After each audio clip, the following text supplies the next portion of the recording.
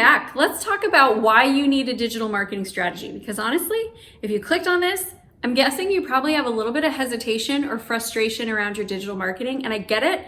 Maybe you've spent a lot of money and it hasn't worked for you. Maybe you spent a lot of time and it hasn't worked for you. So in today's video, I'm gonna give you 5 reasons why you need digital marketing. Like, you need it. It's not optional, it's essential. But also, if you stay until the end, I'm gonna share with you how you can make your digital marketing more effective and also more affordable, because I know that's probably the reason why you're questioning it in the first place.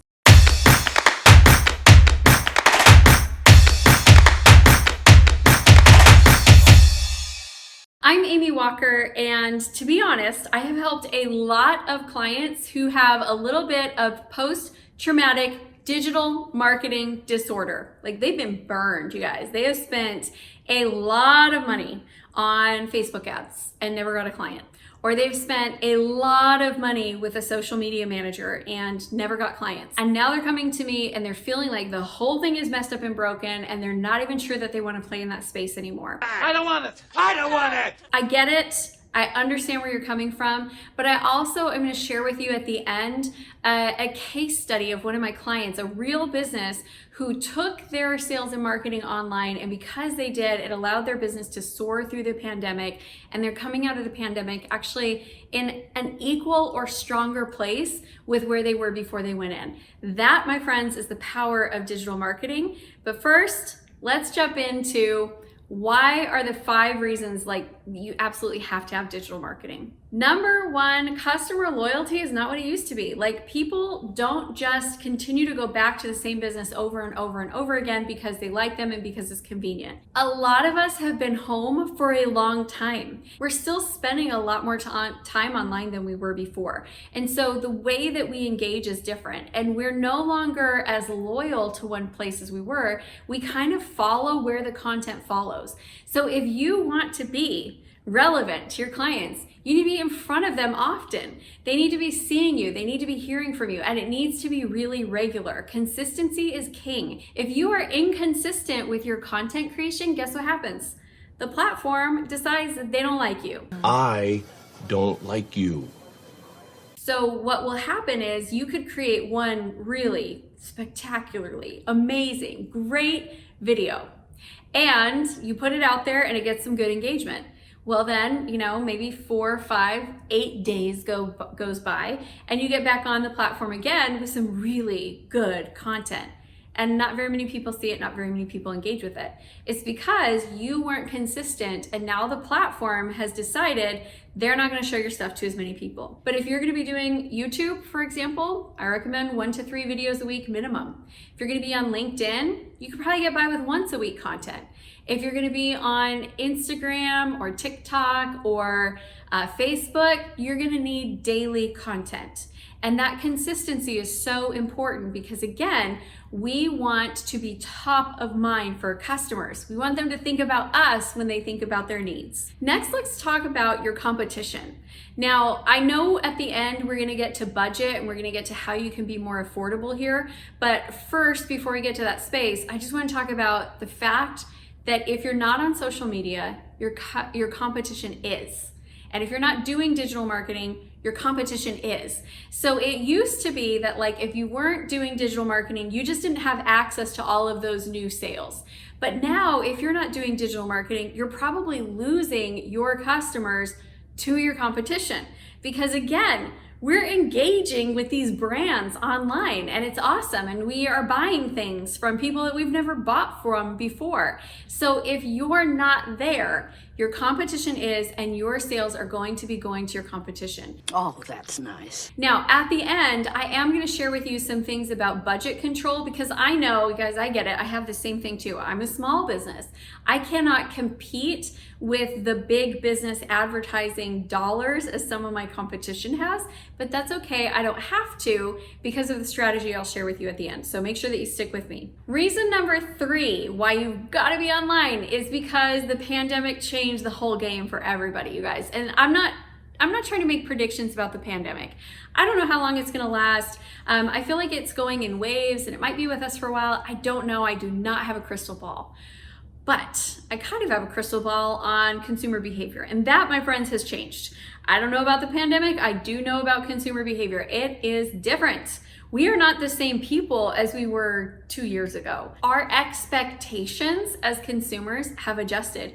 We expect easy options that we can purchase and engage and interact and do everything we need to do from home. And when we don't have that option available, it makes your business feel like a subpar experience.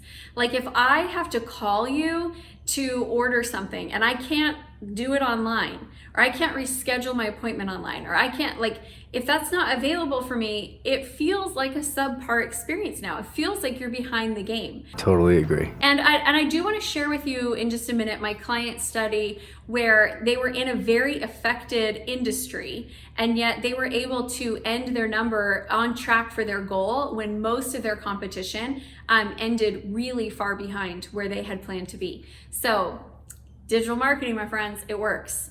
Reason number 4 why you need to be doing digital marketing is because it's scalable. It is.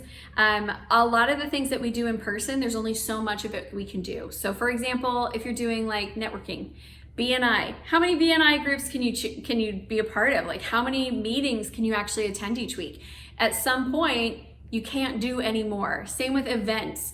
You can only hold so many events. Digital marketing, like there is an endless amount of, you can reach all the people on the planet, right? You can run as many ads as you want. Like there is no limit. You can put as much money into those systems as you want.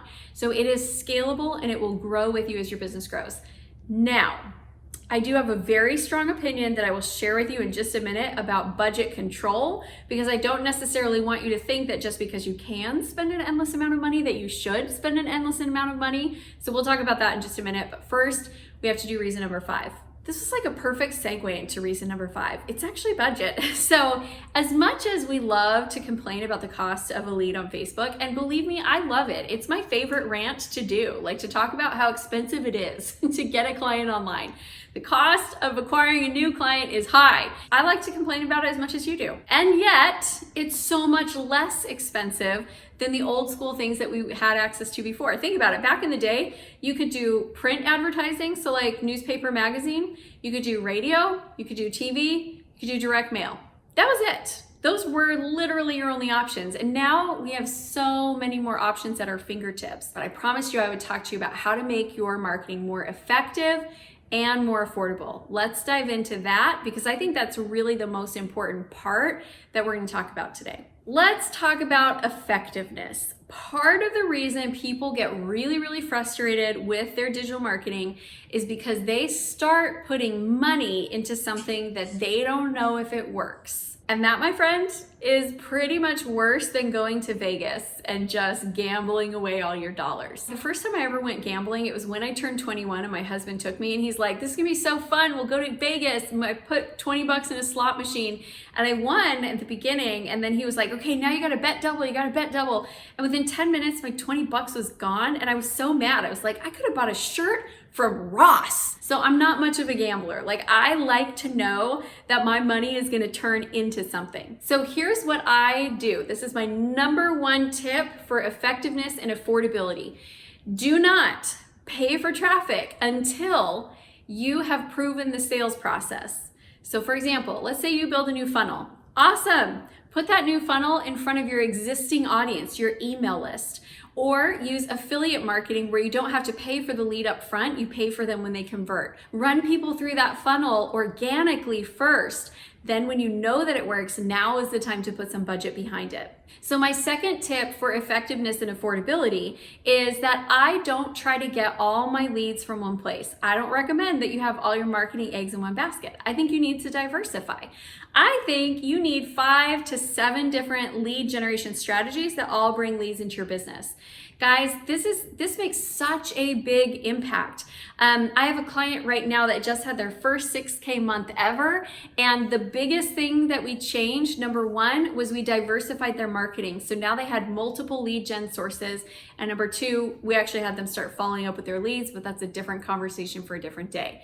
So that process of diversifying and having leads coming in from multiple places, it makes you have safety in your business, because if one thing flops, it's okay. Like, you're not you're not out of business because one thing flopped. You have other leads coming in from other places. Out of that 5 to 7, I really like 5 of them to be free or very low cost. And that way I'm only putting budget into a couple of things. That helps me to save my dollars and be able to have enough money to be effective in the channels where I do choose to spend. So I do want to share a client story with you because I think this is pretty important to understand. I have a client who's an orthodontist, and during the pandemic, orthodontists were very affected. They were not considered essential. So they couldn't get clients the way that they normally did, which was 2 things. Both were in person. One was when patients would come in with their moms, they would ask the moms for referrals, and the moms would give referrals. And then the second thing was they would go and visit the local dentists in the area and build relationships and ask them for referrals. So their business was mostly referrals, and they couldn't do either of those things. Moms, once they did get patients to come back in, moms weren't coming in with them. They were sitting in the car while just the kid came in. So can't ask mom for referrals, and they couldn't go into the doctor's offices because they weren't letting anyone in except their patients as well. So they had to figure it out because as a whole, that industry was hit really, really hard. They were doing layoffs. They were closing down satellite branches. Like, they were doing whatever they could to kind of hang in there. So this client had already started the process of doing some digital marketing, and they expanded that. During this time, they did some really fun, engaging things. So for one example, they had a Harry Potter contest that they were running. And as part of the Harry Potter contest, they did a live stream where they did the giveaways and announced contest winners. They did Harry Potter trivia, and they had very successful rates of being able to bring in new patients and continue to increase their sales because they figured out how to adjust to online. Now, they did have a dip in that first quarter where they were figuring things out, but they actually hit their year-end sales goal, which is amazing. It is amazing. And this is the biggest thing I want you to take away, is that digital marketing can give you a sense of security no matter what goes on in the world. So if this has been a frustration for you and you feel like you have a little bit of that post-traumatic digital marketing disorder, then I'm happy to talk with you about it.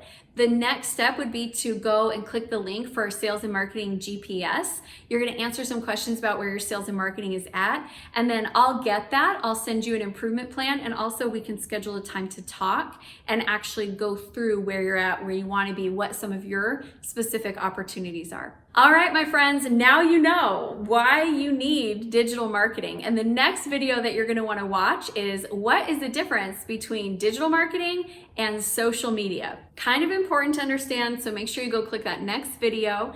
And thank you so much for being here. Make sure you come back again soon so that you can get more tips on how to market on a budget.